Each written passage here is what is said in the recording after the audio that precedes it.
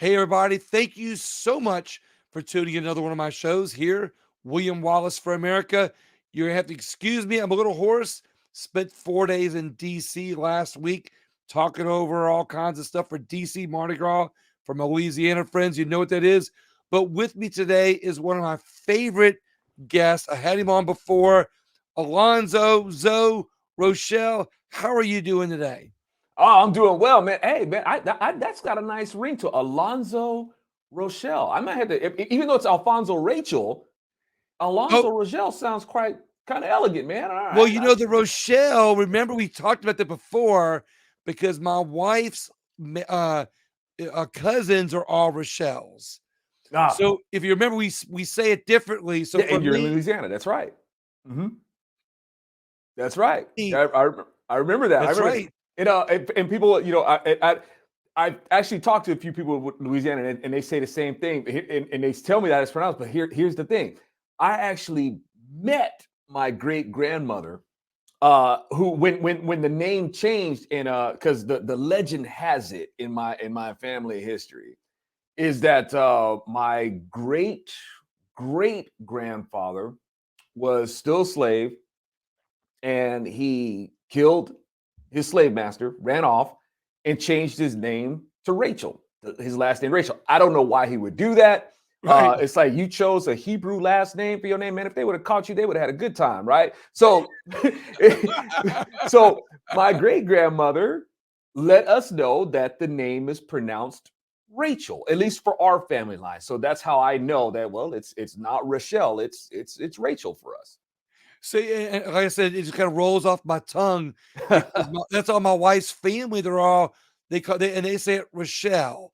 So I'm just forgive me for that, But I tell you, though, for people that it's amazing to me how many people don't you. You've been doing amazing content for a long time, Thank and you. it's funny, and it's good content too. How long you Yeah. been doing it?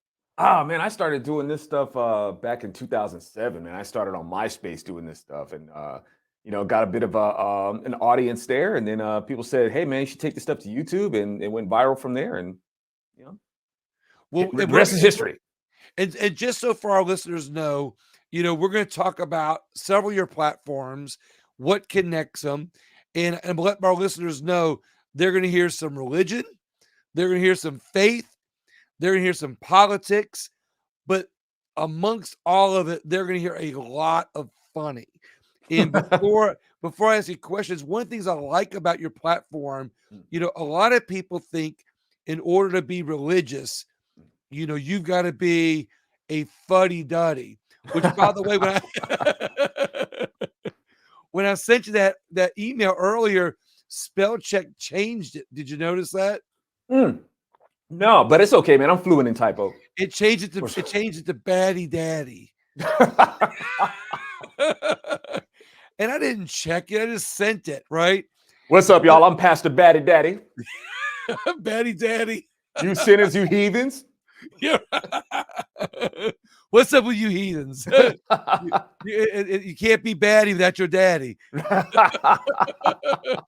And the big daddy of them all right here.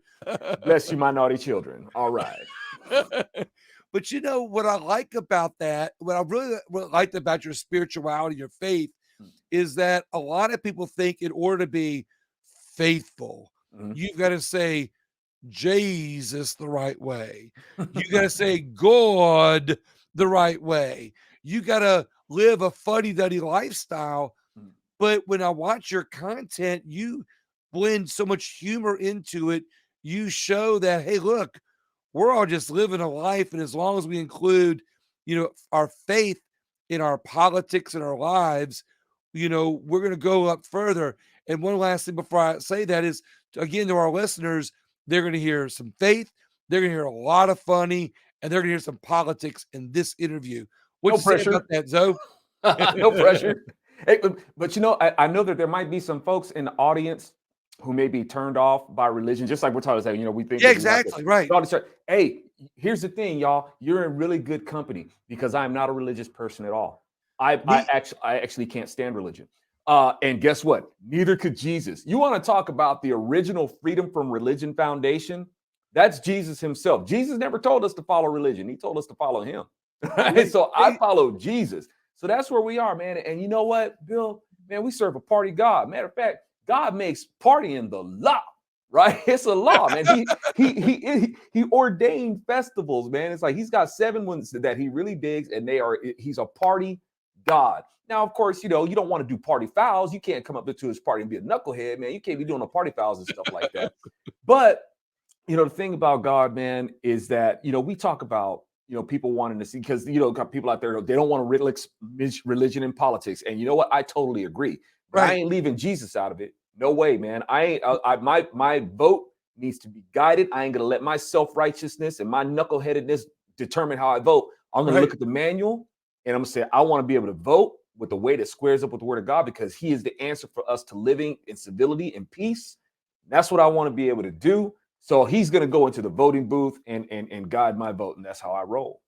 And it's funny because as much as I'm in the political circles, I see a lot of people living that knucklehead life. I see a lot of I see a lot of people going, I'm about faith, I'm about family, and then I see them in some of these events like DC Mardi Gras, and Mhm. or wherever they might be, and they might not be living the exact way. Right. But the first time they get in trouble, you know who they call? Not Ghostbusters. All of a sudden they're going, "Hey, remember me?" Yeah, so you got to be the same person that I guess you're supposed to be on Sunday morning that you were on Saturday night. It's There's all a about it. fine line between Saturday night and Sunday morning. Yes, yes, and and I do see a lot of that. Whether it's you're Christians, and man, let me put it like this, man. I saw something like really disappointing. Mel Gibson was in the news just a couple days ago, and he's lamenting over the state of America or in the world and whichever. And he says, "When is somebody going to rise from the ashes and save us?" And I'm like, okay, this whole Save America narrative needs to stop. All right. Number one, if you're a Christian, whether you're Mel Gibson or anybody else, if you're a Christian, then you know that you cannot save America. America cannot be saved for this one simple reason. And this goes for the whole world. There's one reason, Right. because we're already saved. See, as Christians, that's our job. We shouldn't be trying to save America. We're going to get out there and save America. No, Right. we need to report that it is saved. That's the problem. See, everybody's got these different ideas of how we're going to save America, and it can't be done because it's already saved. We need to get out there and use our God-given freedom to get out there and say, hey, you know what? We are saved. Instead of being prideful about being in America and lamenting over America, maybe we need to start being grateful for America and this country that acknowledges our God-given rights, and be grateful for that. Yeah, that's a great point though, Zoe, because it's I think one of the problems with our society is that we're not a grateful nation. Mm, And I like how you bring that up because sometimes being faithful doesn't mean that you're always on your knees in prayer, doesn't mean that you're always professing Jesus, or like I said, saying it the right way, Jesus. That's how we say it in the South. Sometimes you got to be grateful for what we have. yeah, And maybe that's one of the problems with America right now is that we're not grateful right. for what we have. We're always looking for something better. We're always crying about what we don't have. Mhm. We believe the narratives and the ideologies that are being fed to us that are saying that we don't have anything to be grateful for instead of being grateful for what we have. Yes, yes. I mean, we go by the narrative of make America great, great again. I'm like, how about make America grateful again? Just Yeah, let's I be love it. grateful. Yeah, I love it. that's what we need. The pride thing, pride. I mean, pride goes before destruction. Why do people think that doesn't apply to them? It's like I'm You proud to be an American. That's you gonna go south. you need to have that on your website. Speaking of which, what is your site anyway? Oh, thank you, man. I'm at bronzeserpentmedia.com. What's And I dropped the ball, man. I think I was supposed to send that link to you, and I didn't. Yeah, it's okay. Alfonzo. I'm putting Zoe, Rachel. I'm putting this on the ticker as we speak, and which it's www.bronze Bronze Serpent Media. Mhm. ANT, right? SERPENT. Our listeners just have to they gotta stay tuned here.com, right? What's stay tuned? What? It's .com. Yes, .com. That's right. Sorry. All right, let's do this. We're gonna show it. All Wow. right.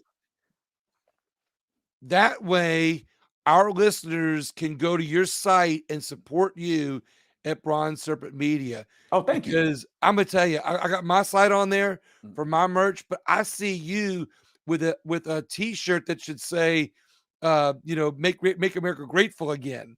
Yes. Yeah, Because I especially like saying that around Thanksgiving. well, yeah, that's one of the things I've enjoyed about you. Is like one of the reasons I like watching your content is because you blend the right amount of faith, politics, and comedy into it that makes people realize you don't have to be a fuddy duddy to be an American or be faithful. You just got to find some ways to blend it all in, and you do it.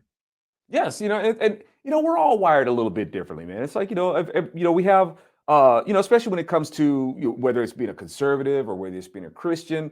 There's something in our personality matrix that gravitates to sort of those things, and there's a formula to it that may make us appear a certain way, even though we may not be, and in Right, some cases we may actually be that way. Because we're wired for practicality and application in terms of like building things or how we go about by doing things. We're just that's our personality. And with the liberals, it's the same way. Their worldview is more imaginative than it is practical. right, Whereas we're on the flip side, we're more practical and more imaginative. And when you have that, the practical person may seem like a more just stoic and right, goal oriented, or get this job done kind of person. Whereas the imaginative person, even though they've got goals and all that sort of stuff too, they may seem more flighty and right, off the rails and all that sort of stuff. So it just kind of depends on how we're wired, but it doesn't mean that we can't find like some sort of balance. And I think that's what you're talking about, where we just, right, and if you can't find that balance within yourself, we need to at least understand that we have to get the message out there. So at least support the person who does have, right. the makeup to be able to go out and do those things. Like I said, like you said before, Jesus and God, they're the king of party. They want us to have fun. They want us to enjoy life. They want us to prosper, and we can do that while enjoying our life and not being the fuddy duddy, Mm. as long as we include them in that good book that you always hold up. That's right. That's right, man. And the Lord wants us to be able to preserve that. I want you guys to have a good time in perpetuity. But in order to do that, man, there's guidelines. We gotta stay in our lane, to Eh, be able to do I that. love it. And I want everybody to know that a lot of the topics that we're talking about, I stalked you on all your content. You know, it's funny. You I've saved so many of your shows Mm. that I'll go through them every so often. I watch a lot of your content because I really enjoy it. And so, what a lot of times, what people are going to hear in this interview, that we blend in politics and comedy and faith, they're going to hear bits and pieces of your shows Oh, that you've done. So that if they go on Bronze Serpent, they're going to be able to find all your other shows, right? oh yeah, yeah. I got the Zoloft, the Zopium Den, got my music project, stuff that I do with some other commentators. But yeah. It's funny now. Your other commentators are going to get jealous that you came on here with me tonight, are they? Oh no, man. We good like that. It's Oh, all okay. good. Okay. Trying to get the word out there, man. We need to have each other's backs. Everybody think, like I said, everybody thinks you have to be the perfect Christian. You have to be a fuddy duddy, but you're going to say that. But did I hear you say donut? By the way, I love donuts. Yes. Yes. what's the donut episode you did? Oh, it was basically, I think what was that one, the perfect donut, I think it was. And Yeah, you said about giving the perfect donut. yes, yeah, of course, I gotta have fun with my anti-fuddy duddy Bible study, man. And Exactly, that's what I'm talking about. right. So I think we were reading from Leviticus. And so with Leviticus, like people think, oh, that's that serious book with all those laws, and those are the things that Jesus, as Jesus is gonna have, the Lord is gonna have you put to death over certain hellfire and damnation. right. That's right. And you know what? There is some truth to that. Yes, there is. There is some Yeah, truth to that. However, when we're talking, this episode, what I was talking about, the perfect donut, is basically during these festivals, the Lord actually allows for the baking of bread with yeast, and all these instructions and these protocols are implicative of the Messiah to come. They're basically representing the Redeemer. So, long story short, in having some fun with it, and the things that the Lord is expecting, he's wanting the finest flour, and he's going to have this flour kneaded with dough, and you're going to allow to have yeast and stuff like that. It just got me thinking, that sounds like an excellent donut, right? It just got me thinking about a nice yeasty donut, man. And he wants the first fruits, and it's like, oh, a jelly donut, So I figured I would just have some fun with that, and that's why I ended up calling that one the perfect donut. So Zoe, I think you're onto something. Can you imagine, back in the times of Jesus, if he would have been offering donuts instead of unleavened bread? I mean, I think he would have been able to turn a lot more people to faith a lot quicker, offered them, hey, do you want a jelly donut or do you want a cream-filled donut? Right? I got them donuts, baby. Right? Come to Jesus and you get a donut.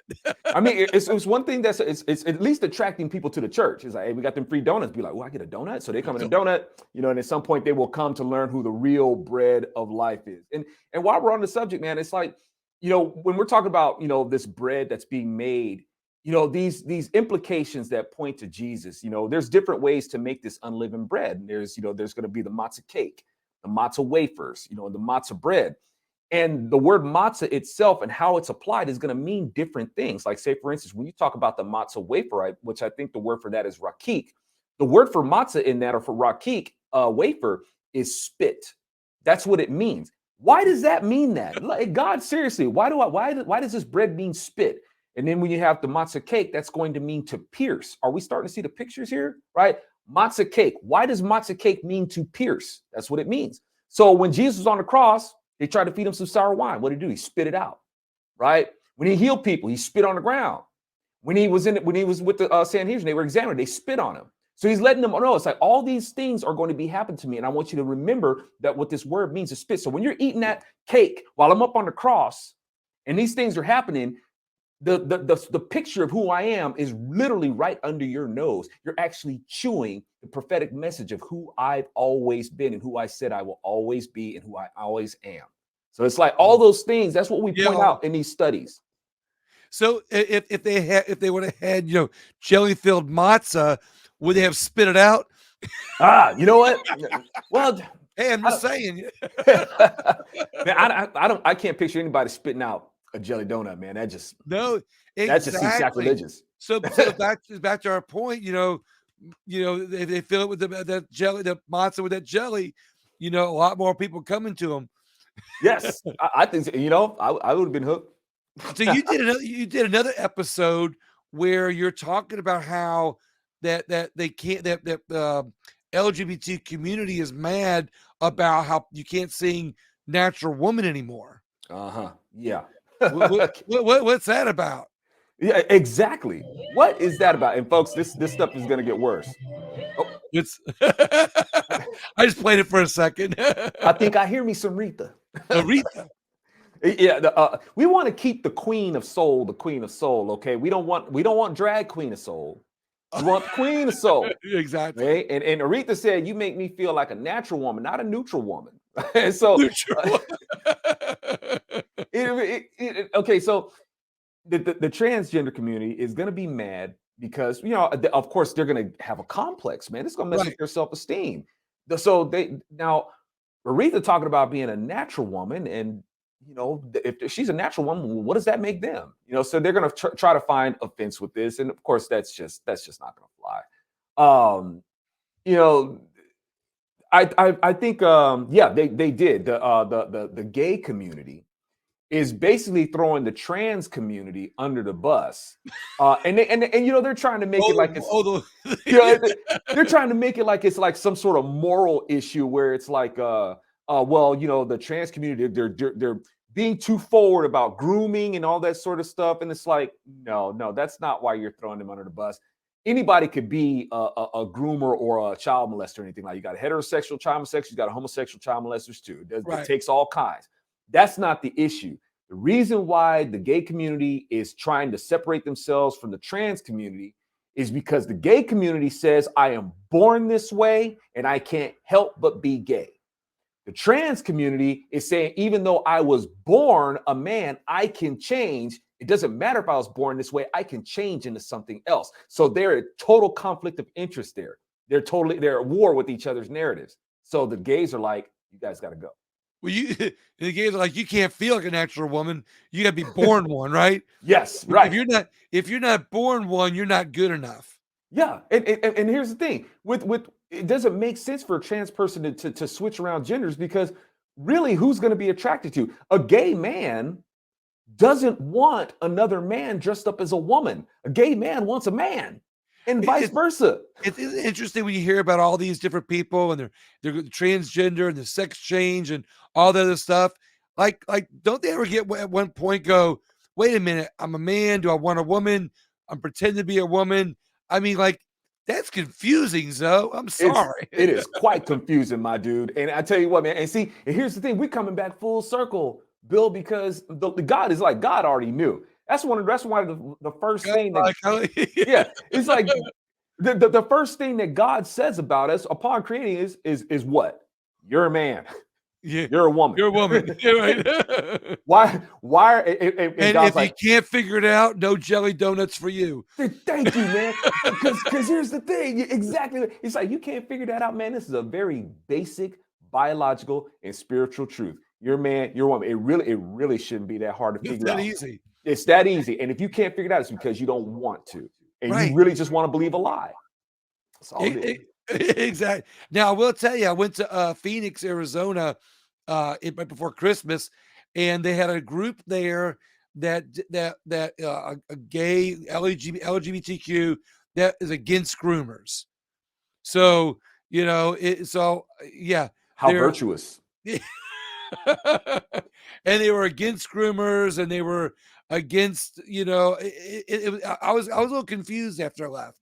I was like, I don't know if I'm confused or if I just can't figure it out. I don't know. I think the ones who are confused and not figuring it out that would be on their part. And y'all, we're saying this in love, man. We're not trying to. Look. God gave us free will, and if that's the free will you choose, I'm gonna use my my gratitude for who I am and my ability to forgive for who you are. Exactly.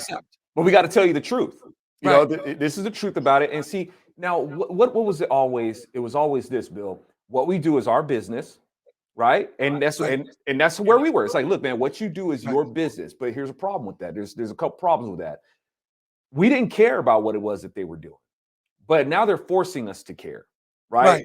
Number two, the objective of any business is to grow. So one can sit there and be like, this is our business, what it is, but it's not going to stay in your bedroom. You guys are pushing your bedroom on us, and you're growing your business, and you're forcing everybody to partake in it. And that's where we have to push back and say, look, man, you have the right to be who you are, but there's a balance of freedom here, and you're intruding on real veal. Okay. This is real, man. It's like you can't force us to abide by your fantasy. Okay. You want to be a woman, dude. You want to be a woman? Go for it. That's you. But don't expect me to endorse that. I ain't forfeiting reality for you. Exactly. You do you. I'm gonna do me. And in the meantime, I want to listen to Aretha Franklin, but not because it makes me feel like a natural woman, but it does make me wonder what songs are next, though. Oh yeah. I was. It's funny because I kind of Googled a little bit. I cheated. I'm sorry. I Googled. I wasn't feeling like a natural smart person, so I had to use Google to feel like a natural smart person. But when you think about the song, what songs are next? Bye Bye Miss American Pie is that one next? Or what they're gonna ban? Or there's that song Right Here, Right Now by Jesus Jones. Star Spangled Banner, they're already kneeling for that. Well, they're not necessarily kneeling for it. They're kneeling against it because they want the Star Spangled Banner. They want eliminated, right? And it's just, but I've said this for a while, Bill. It's like they're not going to stop there about what they're going to come after. And I've warned conservatives about this, but of course, I can't really get my message out there that much because big tech is shadow banned me and suppressed my content for a long time. So that's why I want everybody to visit your site. Yeah, thanks. Down there. Thank you. And there's liberals are counting on they're basically counting on gaslighting conservatives to make a lot of their narratives stick, and they're basically getting a lot of conservatives to do exactly what they want them to do, and it drives this narrative. So yeah, they're going to cut everything is going to be racist, everything is going to be sexist, everything is going to be homophobic. You name it. It's like they could target anything at any Right. time and say, yeah, that's racist, that's homophobic, that's sexist. Yep. Well, it's interesting like this. They turn it until it fits their narratives. Like we're joking about the songs. There's that song "Turning Japanese." Yeah, I remember Or that one. you remember that one? I guess since the narrative is now that we have to accept Chinese products in our country, or since China's trying to become the world superpower, will it be okay to sing it if they change it to "Turning Chinese"? Yeah, we got to see if we can make that fit into the into the measure of that song. Turn it and make the phrase sound a little bit more musical to make that work. But yeah, now and the funny thing is, man, is with China's market is open to a lot. Americans are attracted to China's market, particularly the entertainers, right? But here's the thing about China. China will open up their market to American entertainment, but China is going to augment a lot of that stuff, right? They're going to take a lot of that stuff out, and Right. that's what they will feed to their public. And these American producers will make billions off of that market. However, China's like, look, man, we know the stuff that you guys are doing that is totally screwing up your country, and we totally encourage it. You guys want to put all this woke narrative in your content and all that sort of, Right. you go right ahead and do it, but you ain't doing it here. And it's Right. like you would think that Americans would like realize, but I guess a lot of them don't. It's like, yeah, China, they're not doing that stuff in their country. That stuff makes people go crazy. They crazy as it is. They Yeah, don't right. need- Exactly. I want to sidetrack a little bit. What's the difference between your platforms? You got Zopium Den, Mhm, you got Zoloft, mhm. and you kind of do different. And I love all your different backgrounds, by the way. So when people go to Bronze Serpent Media, they're going to find all these different platforms, right? Mhm. So my What's oh, I was going to you say my two main commentaries. The Zopium Den is the Bible study. So the right, Bible it's an expository story. We basically go every week. We start we go through the Bible chapter by chapter, verse by verse. We go through the order. The premise of it is that let nobody be able to say that you Christians you don't even read your Bible. Yes, we do. We read it from front to back, right? So we right, go through that and Old Testament we switch it. Old Testament one week, New Testament next week, and back and forth. So, and now the Zopium Den is supposed to evolve, if I may use that word. Right now, it's a table read. It's a study as we go through it and we break down what these words are that are implicating our high priest and king Yeshua. But the Zopium Den is meant to become a comedy show. So the word itself is going. We don't take liberties with the message, but we will take liberties in how it's delivered. So it's like we want to be able to make it really funny, well right, thought out, scriptural readings, and then give like comedic narratives around it. Quick punctuating skits and things like that. right, The Zoloft is pretty much the same thing, but it's more social political oriented. It's still Bible based, but it's not as Bible forward, if you will, like the Zopium. Zopium Den right, is strictly Bible. The Zoloft is more the social political commentary. And the same thing, punctuated by comedic skits and right. things like that. That's what we want the show to be. Right now, the Zoloft is basically me be doing a table read monologue of what I'm thinking about concerning the social political atmosphere. What do you think is your funniest? Because I remember you back when you first started. You were doing videos of you, full bodied, and and all kinds of funny stuff. Of all that, do you have any piece of work that you think is the funniest? Oh man, I'm each putting you on I'm putting you on the spot on that one, aren't I? each one kind of has like moments of it that I was like, man, if I could put this all into one, man, this would be like gold. But Right. I think off the top of my head, I think it was these celebrities haven't left yet. I think this is when Trump won the election, and all those celebrities that were talking about they were leaving, they hadn't left, and I did my commentary on that. I think I think it was something to the effect of these celebrities are still here or something like that. Is that one on the Zoloft still? That was when I was in transition for this is when PJTV had shut down and I was having to retool my whole thing. So I was just doing it basically in my garage, with a white screen behind me, and it was totally minimalistic, man. But I think that was probably off the top of my head, that was probably one of my funnier ones. Some of those videos are great, man. If they go back Thank and you. dig into some of your last stuff, I mean, that's why I love having you because that look, that's what one day is when I hang out with you because you are like the perfect blend of you got a great heart, you can tell by your faith, you're keen in the politics, and what's funny is like you're not biased towards Republicans or Democrats. You're an equal opportunity, call them out when they're doing the wrong thing. And it's just you're funny and it's the right blend that I think that we need more of in our country. Because we got of course when you watch the media, everything's serious, the narratives, the ideologies, and there's not that right blend of faith, and you got to bring it all together. And that's why I always love bringing the attention to you on that. Thanks, man. Thank you. And I think it's a healthy formula to have, and we all want, we're all moving parts in this body, and some people are going to have, certain propensities that are going to be useful in this area, and others in another area, and we really need to, we got to work together on that. I think one of the things that works against conservatives because we have this very individualistic nature, the power of the individual, which I'm totally in support of, Right, but I think it can be overdone and can work right, against us. And exactly. and at the same time, you have a lot of conservatives say, "Well, we need to unite. We need to be unified." Okay, well, unified around what? What are we going to unify around? So there has to be a standard of what it is that we're going I to say unify. that a lot, by the way. Yes, absolutely. We got to unify. I totally agree. But on what? I mean, some would say, "Hey, well, maybe we need to unite around the flag," and that's good. But there's a problem with that. That Until flag. you listen to that narrative from the left where Mm, they're always saying, "Oh, no, the flag is not a good thing," or they have all the reasons for the flag. But, one thing that I'm upset with on the Republican Party is that they always like to say they stole the word conservative. mm, And the Republicans will say, "Well, we're conservatives. We're the conservative party." But I see a lot of conservatives mm, that aren't really conservative. I right. see some Democrats that are more conservative than my Republican friends. And I always say that conservatism knows no party, knows no color, no gender, no race. And it's something that I think that we can all unite on.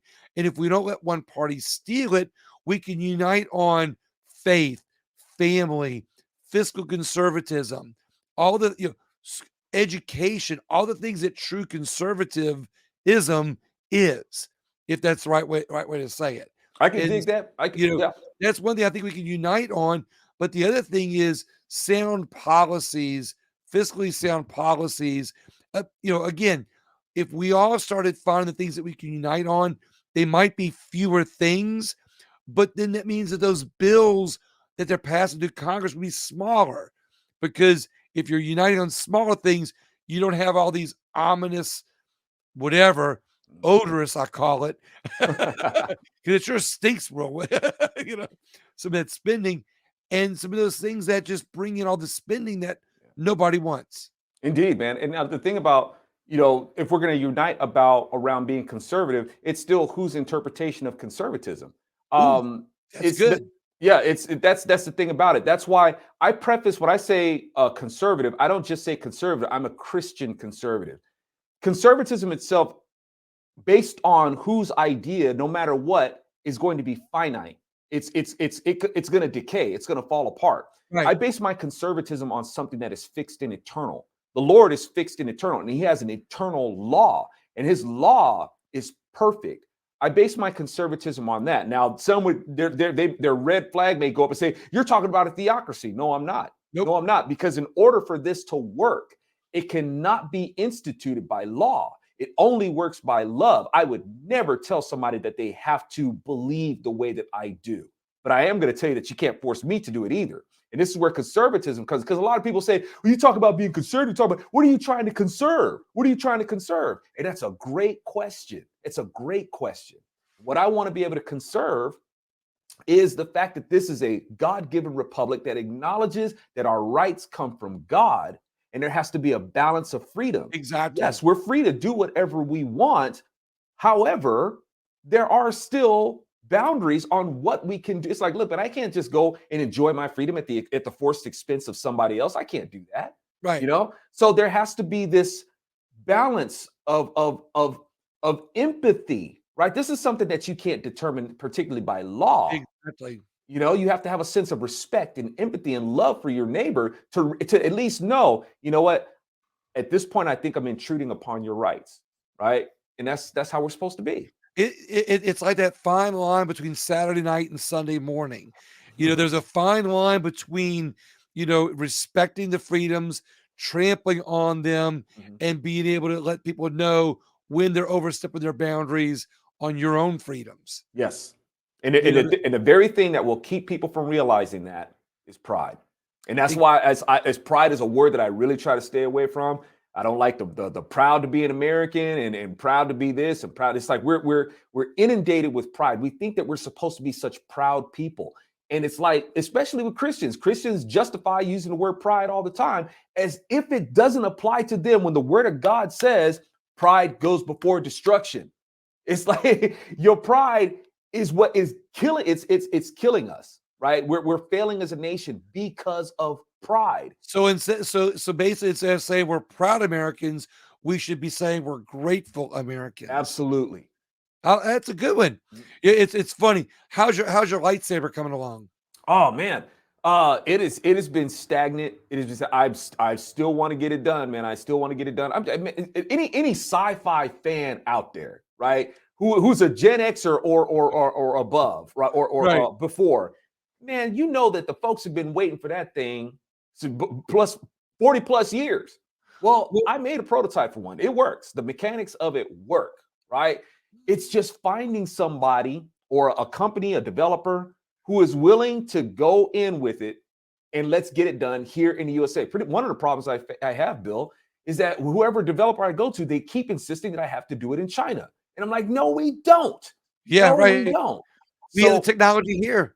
yeah, we got to hear, man. It's just a point of somebody who's got a CNC shop, somebody who knows how to do some machining and know how to put this stuff together. May have also a 3D printer and say, okay, let me look at the scheme. Yep. I think we can get this done. I know we can because I was able to go into just some hardware stores and grab some stuff on the shelf and put together something that actually showed the mechanics of it. So I know it'll So work.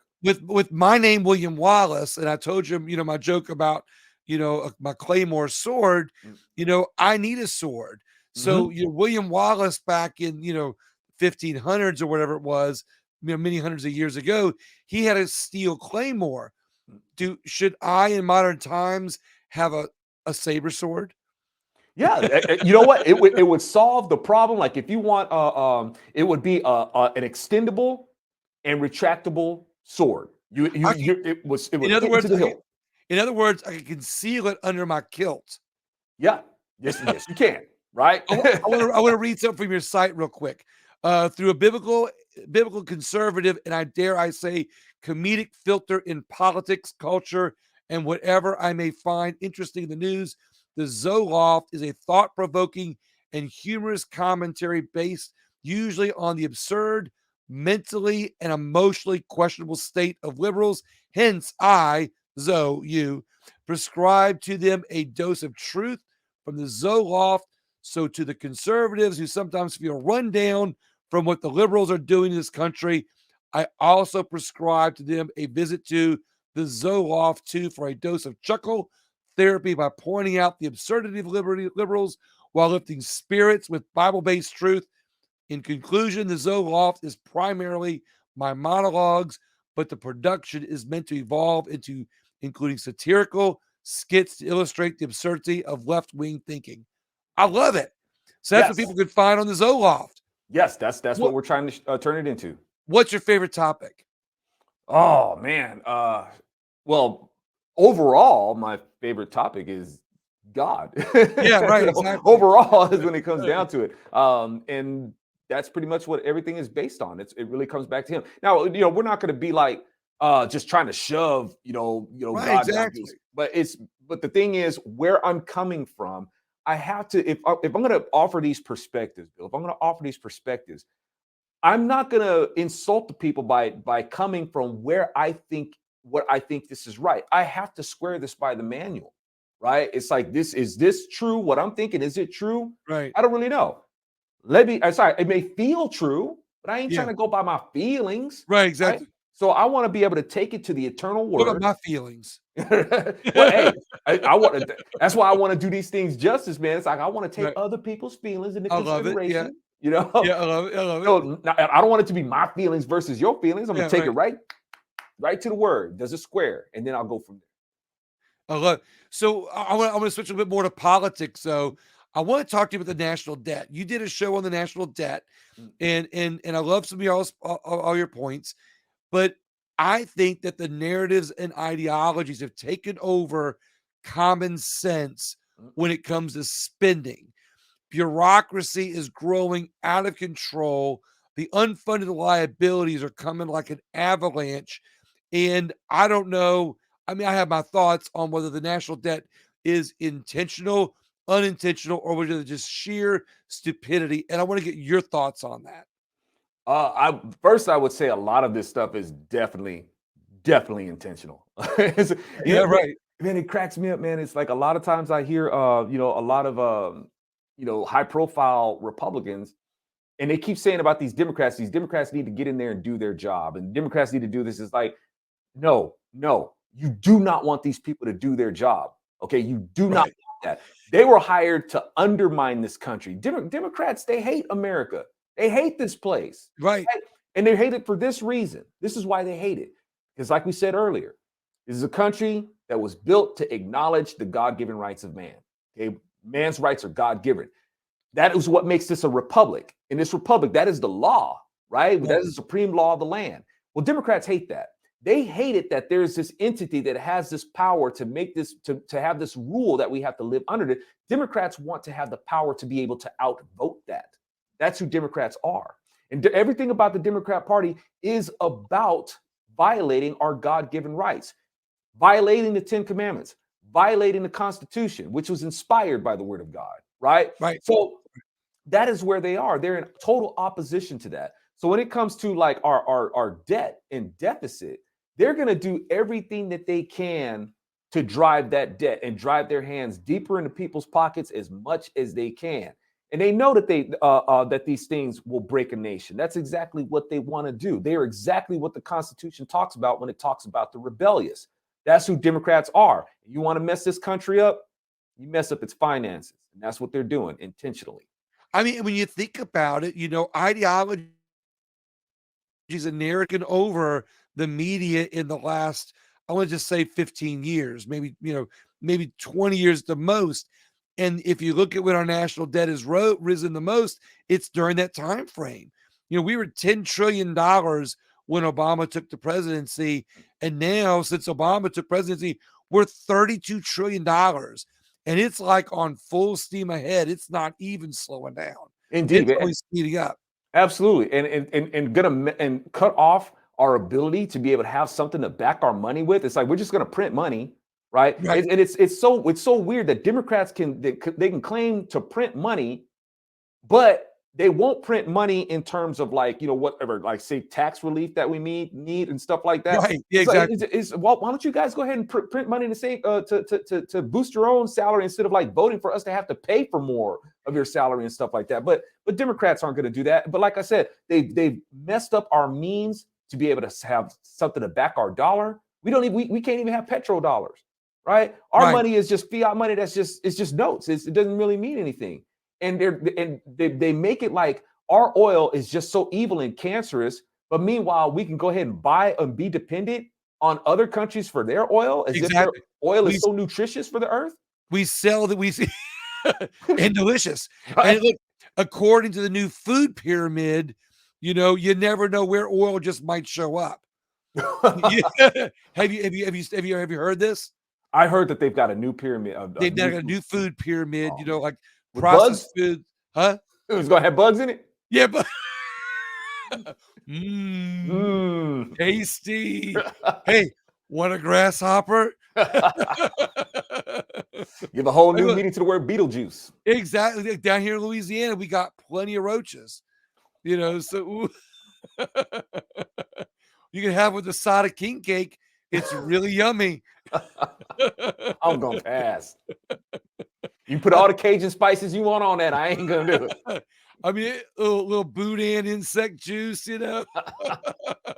Some Creole cockroaches. So cream, No, yummy. I I love ain't it. doing it. Can I have some? May, mother, may I please have some more ground up roaches in that porridge, please? Ah, Look at ah. what if we keep having our national debt increased, Mm. we're going to be eating bugs That's where they want us to go. and liking it. Yes, as they say, you will own nothing and you will be happy. And we want you to eat them bugs and smile while we eat our steak. Oh You yeah, know, exactly. Well, according to Bill Gates, it's going to be that menu. It's going to be that new grown steak that they grow in a oh, lab. lab meat, huh? Lab meat. Yeah. Lab But meat rhymes with rat meat, doesn't it? yes, No, but you now we talk about these World Economic Forums. Like, well, you got the globalists who are in our country who are basically domestic enemies. right. They're basically and this is what they're trying to steer us toward. And doing our economy the way that they're doing is all part of the plan to put us under this one world currency. We have to make our dollar obsolete. Right. It has to be done. Our economy has to crash to basically usher in this new era of currency.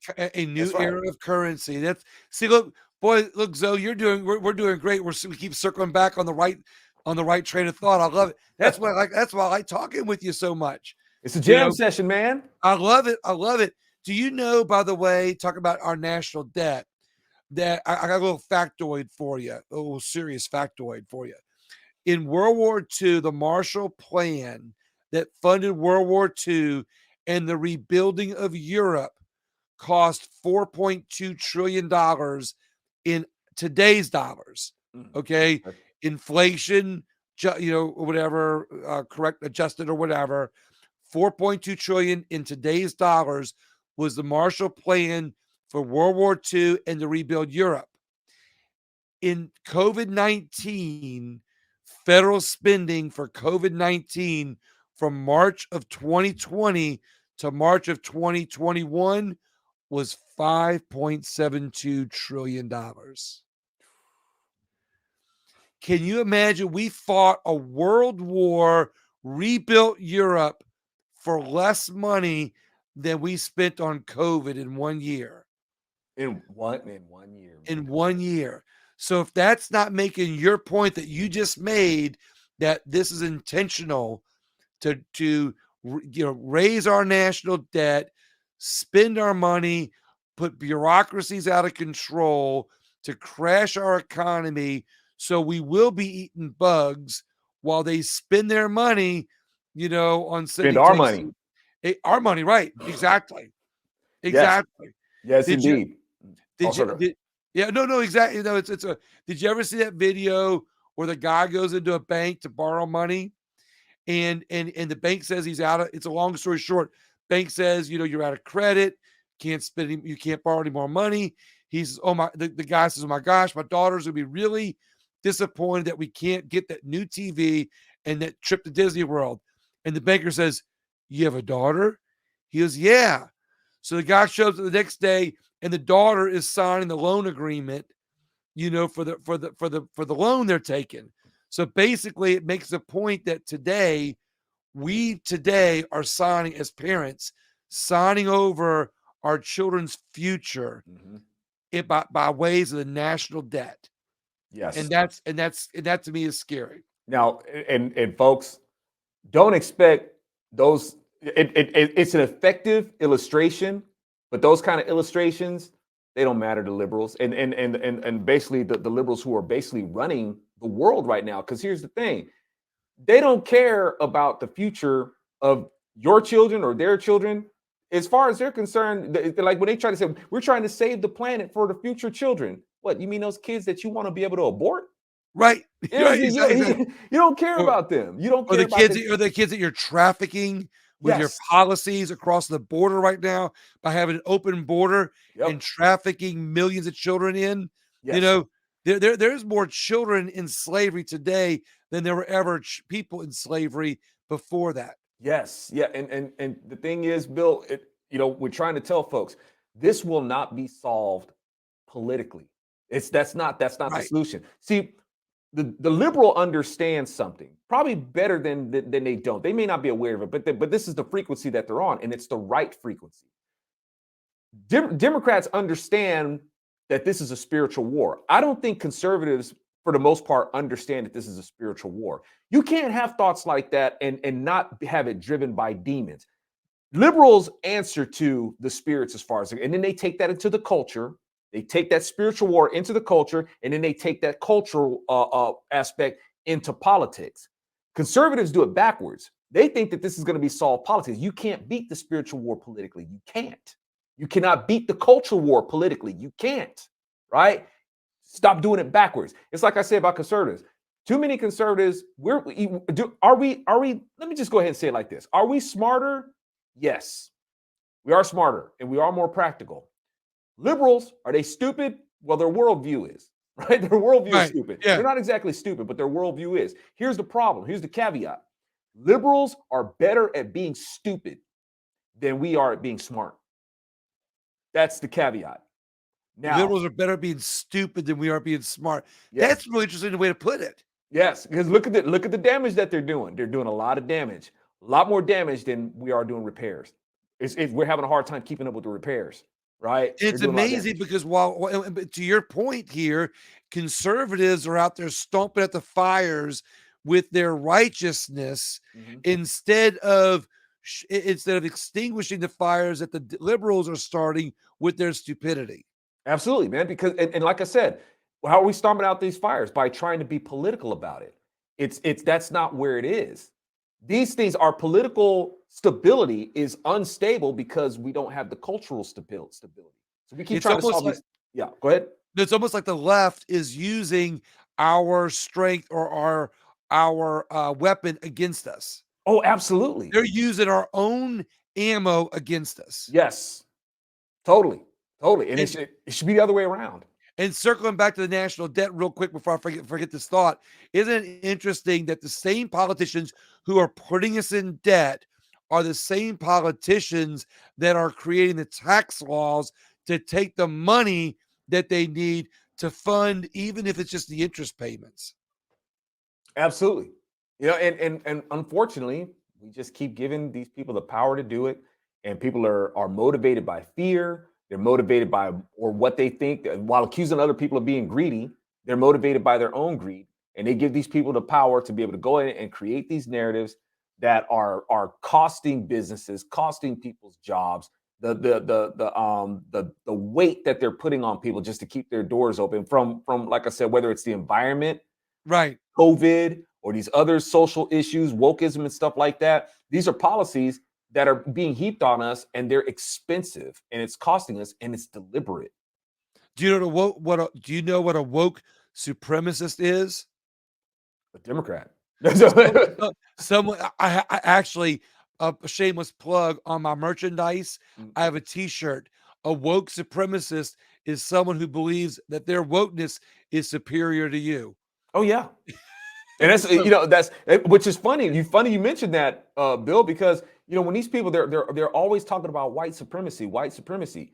Well, the real white supremacists is actually them. They are because right. I mean these white wokers, they think they're better than even other white people. They think that they are the goodest white people, We, right? we we gooder than everybody. We good than everybody, right? And the non-white people, they can't make it without us.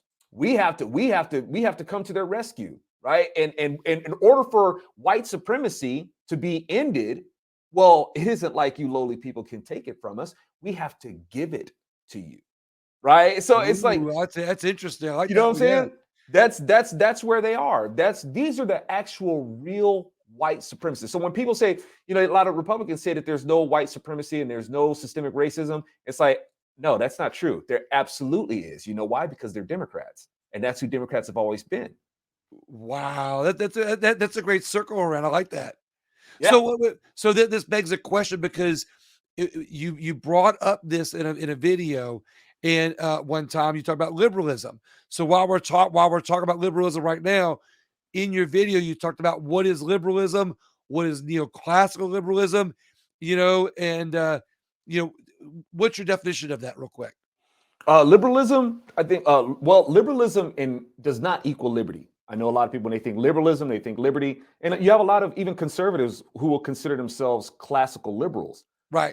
which I totally disagree with. I think a conservative who considers himself a classical liberal, it's like you're a classical liberal, and that's Yeah. fine. Yeah. But it's really a misnomer. Because here's the problem with liberalism, and even if it's classical liberalism, who can actually define what liberalism is, and what statutes can you say that this is what liberalism is, and you have to stick that, because you have another person who's maybe a liberal, Yeah. and you can't say that that person is wrong when they say that, well, I think that liberalism is this. So there's no standard, there's no law for what liberalism actually is. Even the devil himself, if you want to talk about a classic liberal, Yeah. You brought this example up in your yes, episode. Yeah. that would be the, because the liberal is always assuming that they need to be liberated, right? These are the things Right. that are liberated. Now, Adam and Eve were as free could be. They were free from death, free from disease, free from they were just free, right? Right. And here comes the devil to say that no, you're not. Yeah. You're not really Yeah. free. So the devil, the classic liberal, suckers them into actually forfeiting their liberty in the And name of liberation. and he suckered them with an apple and not a donut. Yes. Man, apple. Now I don't know if it was an apple or not. Bible doesn't say it was an apple, but I do like them apple filled jelly donuts. But we know it wasn't maybe it was a donut. Maybe there Uh, was a donut maybe bearing tree. you never look. So look, it things you remember now.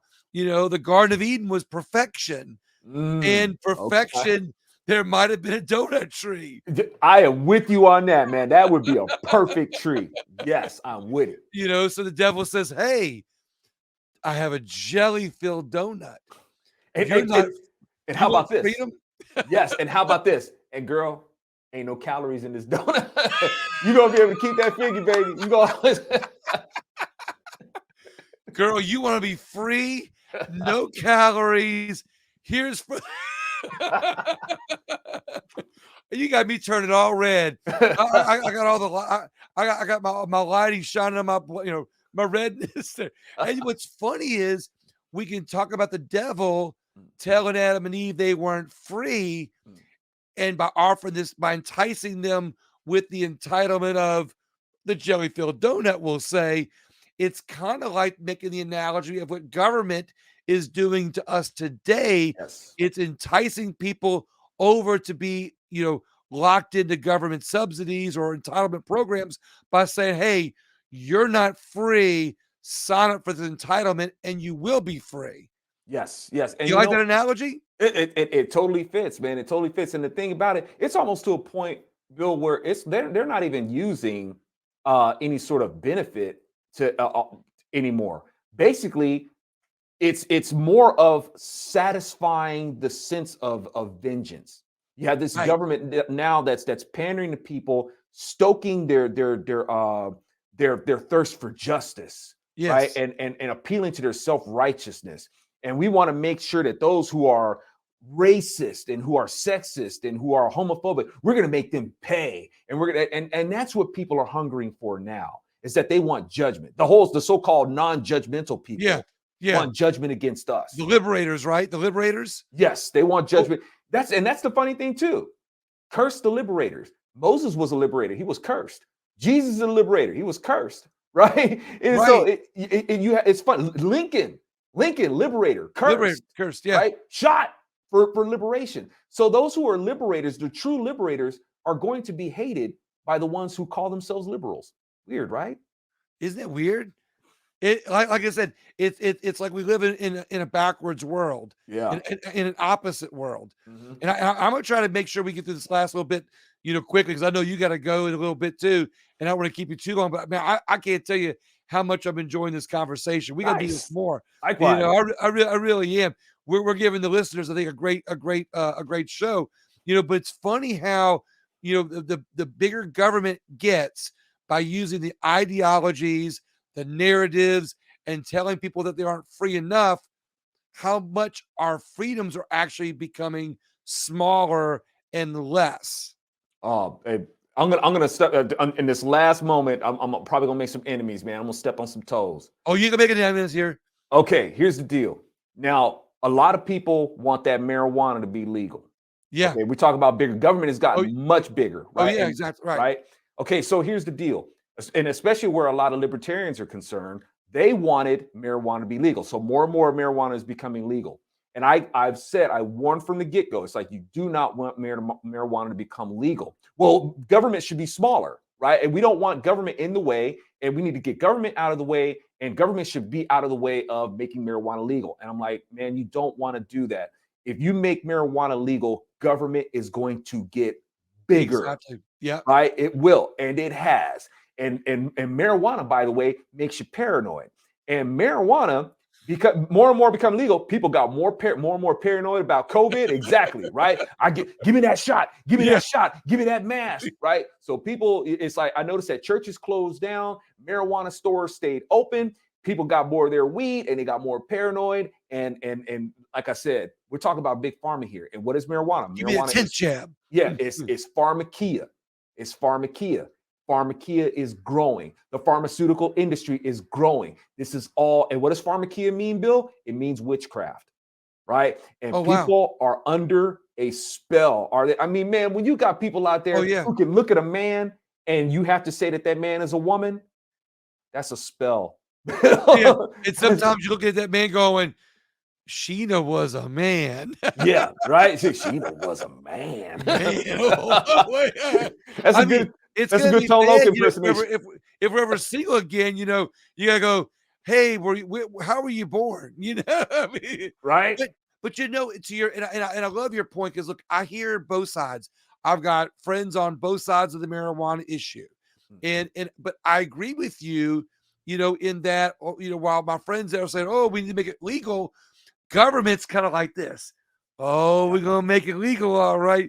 We're Mhm. gonna tax the bejesus out of it. Yep. We're gonna regulate it, and everybody gonna get on it, and we're gonna make all kinds of more money off of it. It's gonna be another stream of income that they're gonna use. And meanwhile, people, what happens when people smoke marijuana? They become complacent, Mhm. they become more sedated, and we're gonna have a populace of people that just don't care what government's doing. Exactly. So while we can argue about where freedom is greater with the legalization or whether it shouldn't be legalized, which is the far Christian right saying that, you Mhm. know, and I'm not meaning that in a negative way, but in the middle, the reality is once government gets their claws into it, and Mhm. once they tax it and they take the money and they regulate it, in the end, we're not going to gain freedom by Mhm. having marijuana legalized. We're actually going to lose freedom by the government getting more control over it. Absolutely. That's Is it it, man. is that what you're thinking about it too? I'm on that frequency too. Yeah. Couple more things for you before we wrap up. You did another episode where you said America needs to be respected, not worshipped, and I absolutely love that episode. You want to tell everybody about it? Um. Yeah. That one right there. It's no. You made a comment. You made the comment, right? Yeah. Yeah. Okay. So America. Yeah. Definitely. Respected, grateful for, appreciated, and things like that. But when you have a lot of people who are this proud to be an American, and I don't mean to say that like condescending or anything like that. But the problem is that that's the same attitude that your leftists and that your environmentalists have. The environmentalists they worship the earth, right? These earthlings, right? They love the earth, they love the planet. And where conservatives are is well, they love the earth just as much, but they love this territory of earth called Right. America. So one has to be careful that you're not idolizing, your country and putting your country over the kingdom. As the saying goes, worship the creator, not the creation. And I see a lot more affection for the country than I see for God himself. And if you really want to preserve the country, you want to see the person who actually has the power to do that. None of us have the power to preserve America, right? We don't have the power to do Right. that, but we should know the one who does. And if we Right. really want to do America a favor, that's what you do. So I want to thank you on video right now. because you've just now changed my thinking on something that I am going to use on my platform forever. And I got to give you credit for it right now. And it's something that just now hit me while you were saying it. You know, I've always said, I'm proud to be American. I love this country. I'm proud of America. And while, yes, there's a part of me that will always say, I'm proud to be American, I want to start saying that I'm grateful for America. Love it. Because when we say, and this is just me being inspired by your words tonight, if I start saying I'm grateful for America, and we start encouraging other people to say we're grateful for America, we include the blessings from our Creator Yes. for creating this country, for giving us the freedoms that we have in this country.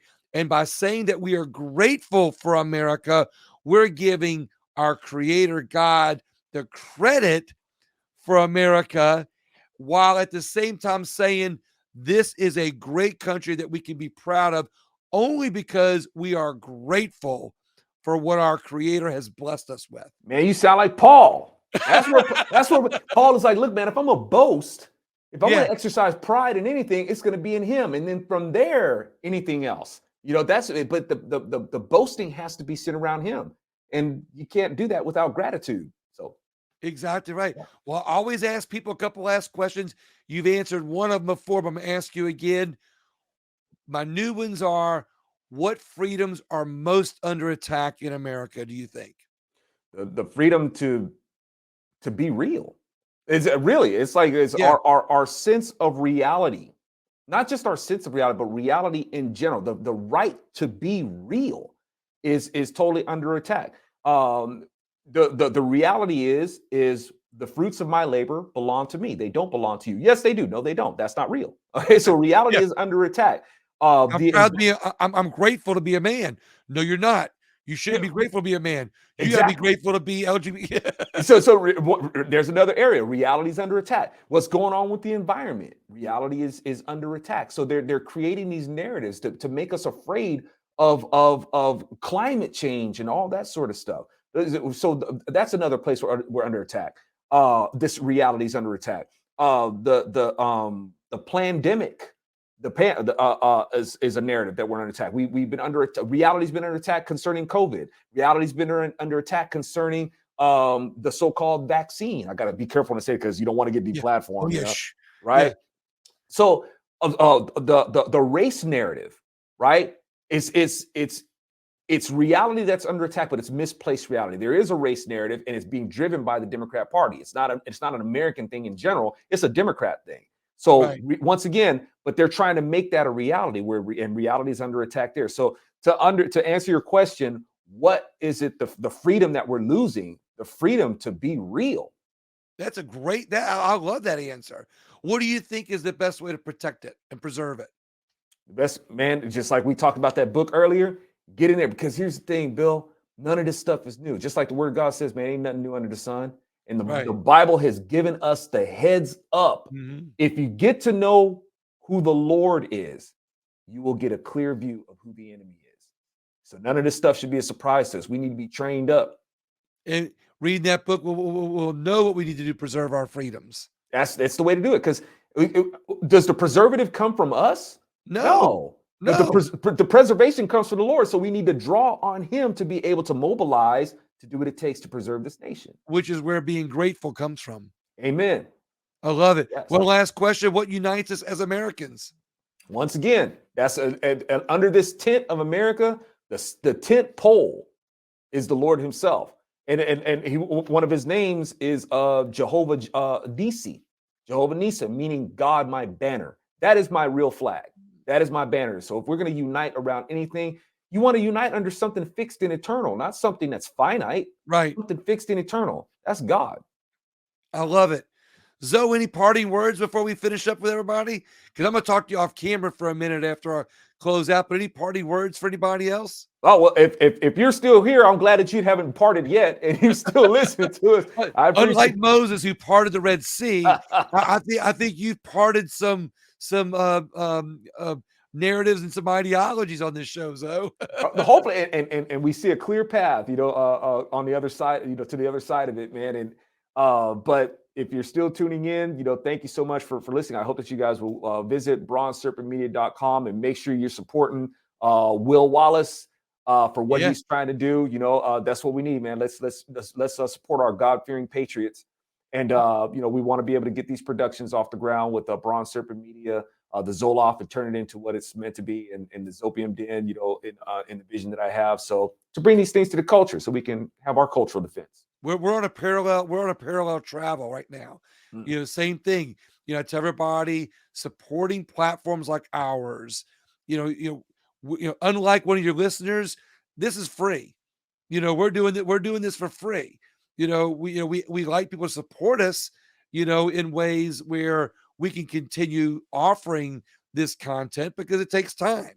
I mean, just like getting ready for this interview today, there's hours there. Your shows, you're hours and days preparing that content.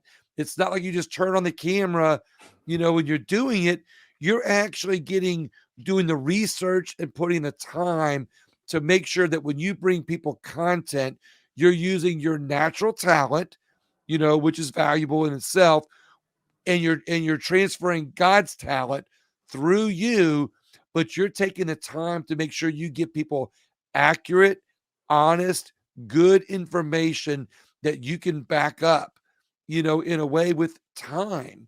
And that deserves deserves their support, in a lot of ways. It might be something little now, might be going to Bronze Super Media and buying one of your shirts, or going to williamwallace.net, and seeing some of the stuff I've got. I'm gonna Yes. have to give me a Bronze Super Media coffee mug though. There you go. Yeah. Zoe, thank you so much. Thank you, man. Good I, times. I, I really appreciate you. When we get off air, I'm gonna talk to you some more. But before we do that, I want everybody, please, if you like this content, share it with everybody. I know it mean a lot to me. It would mean a lot to Zoe, because we don't just do this to make ourselves feel better. We're doing this to save our communities, our states, and our country. Because without you, we can't do that. And without your help, we can't do that. And we really want to do this to preserve, not just for us, but for our children and our future and the future of this country, so we could all be more grateful. Thank you all so much. Have a great day.